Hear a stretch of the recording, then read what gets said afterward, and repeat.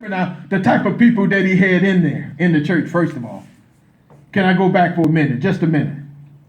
The type of people that he had in the church. First, he had people. And then he had Jews. These supposed to have been the chosen, righteous folks he had in the church. And then he had to get some Gentiles. Gentiles, all that is people that's non-Jews. And he called them ex-pagans, Gentiles. So these were Gentiles that did anything, any and every kind of way, sinful way.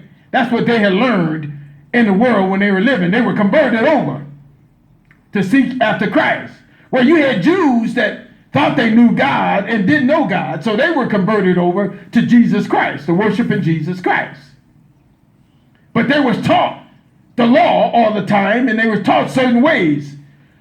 But without stripping all of that out of them and they're practicing righteousness, what happens is that old stuff flares back up.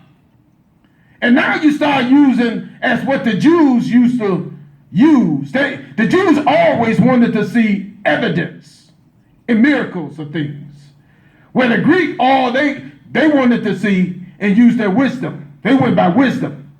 So if you don't be careful in seeking after the gospel of Jesus Christ, righteousness, what you'll find yourself doing is looking with your eyes, and you say, well, no, it ain't going to do it because of this or because of that. See, you actually say because the room doesn't have people running out the door, that no way the gospel can be present. See, that's what your eyes are saying when you're a Jew, when you're looking at it based on what you learn.